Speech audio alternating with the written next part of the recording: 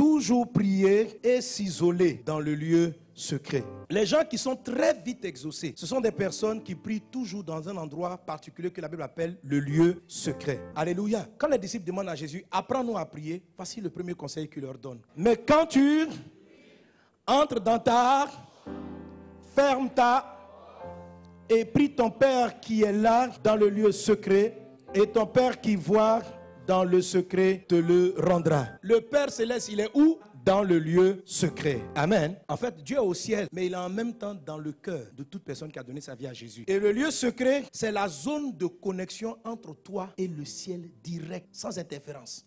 Lorsque tu pries, Jésus dit, il faut entrer dans ta chambre, il faut fermer ta porte. Et je vous expliquais qu'il ne s'agit pas de la chambre physique de ta maison. Jésus lui-même, il priait dans des déserts et sur des montagnes. Il n'y a pas une chambre où il fallait fermer une porte. Ce dont Jésus est en train de parler, c'est ton cœur, c'est ton esprit. C'est de ça qu'il parle. Il dit, lorsque tu pries, tu dois prier jusqu'à ce que tu accèdes à un endroit en toi qu'on appelle la chambre ou encore qu'on appelle le lieu secret. Et comment je le trouve simplement? Tout se passe dans mon cœur. C'est l'état de mes pensées. D'abord, c'est comme une maison. C'est pourquoi il parle d'une chambre. Vous avez d'abord l'extérieur. C'est tu veux prier pour demander à Dieu qu'il t'ouvre une porte de voyage. Il y a un voyage que tu veux faire. Tu veux que le Seigneur ouvre la porte. Ok? Mais dehors là, c'est comme si ta chair, elle ne veut pas que tu pries. Oh, pourquoi tu as prié pour le sujet? Si Dieu veut faire, il va le faire. Ça, c'est dehors. Tu ne pries même pas. Il y a des gens, ils ne prient même pas. Ils vivent au hasard. Ça, c'est pas bon. Maintenant, il y a ceux qui décident de prier. Donc, qui rentrent dans la maison. Amen. Dans la cour, je commence à prier. La cour va s'opposer à toi, c'est la chair. La chair va soit t'empêcher de prier, je vous l'expliquais déjà, peut-être par le sommeil, par la faim, par toutes sortes de choses pour ne pas que tu pries. Si tu continues de prier, la chair va te donner son sujet. En fait, la chair veut aussi se marier, mais pas pour les bonnes raisons. La chair de certaines personnes, elle veut se marier parce qu'elle cherche un homme puissant qui va la prendre en charge. Il y a des hommes, eux, ils veulent se marier parce qu'ils veulent une femme avec qui ils vont dormir.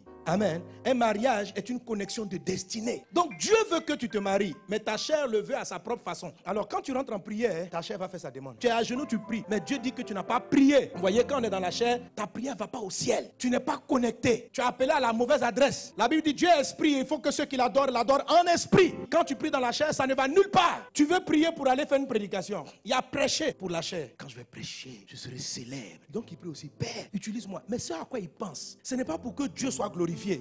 C'est pour qu'on parle de lui sur Abidjan. L'homme là, il prêche, il fait des miracles. Tu comprends? Donc il prie pour un sujet que Dieu veut, qui est la prédication. Mais le mobile qui anime sa prière est impur. Vous devez discerner à quel moment l'esprit avec lequel vous priez n'est pas le bon. Et en ce moment-là, ne demandez rien. Est-ce que vous me suivez? Vous allez finir par demander. Mais en ce moment-là, c'est la chair qui vous envoie ses idées. Est-ce que quelqu'un est avec moi? Et comment est-ce qu'on transite? Le plus souvent, c'est la première partie de la prière du Notre Père. Notre Père qui es aux cieux, que ton nom soit sanctifié, que ton règne vienne. Donc quand tu es à genoux, tu dois élever Dieu. Amen. Et tu continues. La chair va dire non, elle va faire ses propres choix. Par exemple, tu veux demander 50 millions. Tu veux prier. Ta bouche ne peut pas dire 50 millions. C'est-à-dire quand toi-même tu dis là, ta chair t'effraie. Quoi que l'argent tombe du ciel, quoi. Frère, ça tombe du ciel. Il faut savoir que Dieu n'est pas sur la terre. Il est au ciel. Ta chair raisonne terre. Donc elle ne comprend pas que toi, d'une famille pauvre, issue d'un environnement pauvre, tu puisses demander 50 millions, ça n'a pas de sens. Oh, tu dois amener ton enfant à l'école, il faut 2 millions. La chair va regarder ton salaire. Et les gens ne prient pas, ils ne demandent pas, parce que lorsqu'ils arrivent là, leur chair leur parle. Et ils n'ont même pas le courage de demander à Dieu. C'est pourquoi depuis là, Dieu t'a pas donné ce que tu dois avoir. Tu continues de prier et tu dis, d'accord, c'est vrai, mon salaire est petit, mais mon Dieu est grand. C'est pourquoi il dit, quand tu pries, il faut élever Dieu. Mon Père qui est au ciel, mon Père qui est grand, mon papa au-dessus, mon papa est plus grand. Tout ça pour passer la chair, pour ne plus entendre sa voix qui va te montrer l'impossibilité du miracle, qui va t'expliquer plein de choses. Tu comprends? Est-ce qu'on est ensemble? Et tu arrives au salon. Le salon cherche la solution technique. Il dit, ok, 50 millions, c'est ça? Regarde ton répertoire de connaissances. Qui est là-dedans? L'âme va te donner des solutions. Quand tu pries dans l'âme, l'âme va te dire les personnes que tu dois aller voir. Va voir le pasteur, va voir un tel. Ils vont décanter ta situation. Et tu es là, tu crois que tu pries pas, hein? Tu n'es pas connecté au ciel. Toi-même, tu t'écoutes toi seul. Rimakaya, mama, ah, oui, c'est lui, c'est vrai. Lui, il peut faire. Roma, ah, Jésus, tu es au salon là-bas en train de parler avec toi seul. Est-ce qu'on est ensemble? Tu n'as pas élevé Dieu. Pourquoi vous croyez que Dieu a besoin d'utiliser les moyens humains pour vous répondre? J'ai vu le ciel s'ouvrir. J'ai vu des situations extrêmes. Vous savez, c'est la raison pour laquelle on vit le tsunami. naturel.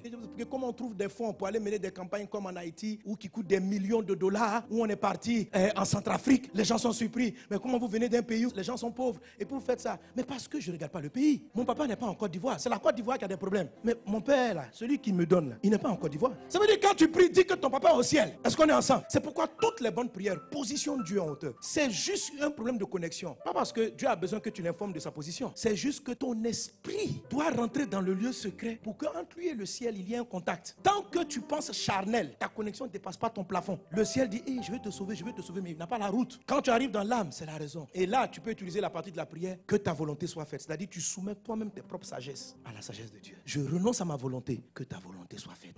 Tout ça là, tu es en train de chanter, d'adorer pour aller chercher le lieu secret. C'est pourquoi la Bible dit, quand vous priez, tu vois, il ne faut pas te presser de dire, je vais me marier. Ça, c'est des prières charnelles. On ne peut pas être exaucé en dehors du lieu secret. Dieu n'est pas limité par l'âge. Dieu peut faire une femme de 80 ans, elle va trouver le meilleur homme de la vie. Dieu n'est pas sur la terre. Il n'a pas ces problèmes-là. Amen. Et à un moment donné, quand tu passes la chair, tu passes la raison, les émotions, tu continues de l'élever. Et quand tu arrives dans le lieu secret est très calme. Et à un moment donné, tu vas sentir que tu n'as plus peur du lendemain. Tu dois payer ton loyer, le gars va frapper à ta porte, tu n'as même pas 1000 francs dans ta poche. Ta chair panique. Comment tu vas faire?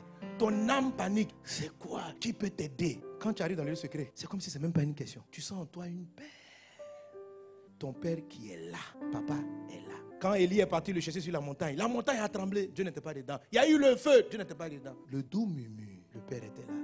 Il dit, fiston, parle. Le lieu secret n'est pas agité, il est calme. Mais quelquefois, quand tu es trop distrait dans la prière, pour rester concentré un moment, il faut prier comme ça. C'est comme quand tu vois le cortège du président qui arrive. La première voiture là, elle fait beaucoup de bruit. Wouh, wouh, wouh, wouh. Le président n'est pas là-dedans. Si tu veux le rencontrer là, il ne faut pas rentrer dans la voiture qui fait le bruit. Là. La voiture où tu vas trouver le président pour lui expliquer ton problème, c'est une voiture qui te calme. Le bruit là, c'est pour annoncer qu'il arrive. Amen. Donc quand tu es là, quoi, ré maman, tu n'es pas arrivé. Parce que le jour où tu vois Dieu, tu ne peux pas bouger. Quoi. Même si tu veux demander quelque chose à quelqu'un, est-ce que tu bouges beaucoup? Donne-moi l'argent, donne-moi l'argent, donne-moi l'argent. C'est sérieux. Amen. Quand tu vas arriver dans le lieu secret, c'est très calme. Vous parlez, chaque mot est pesé. C'est très intense. Et quand quelque chose d'intense, on ne crie pas. Alléluia. Entre toujours dans le lieu secret. C'est là que ton Père se trouve. Ton Père qui est là, dans le lieu secret. Il va répondre à ta prière.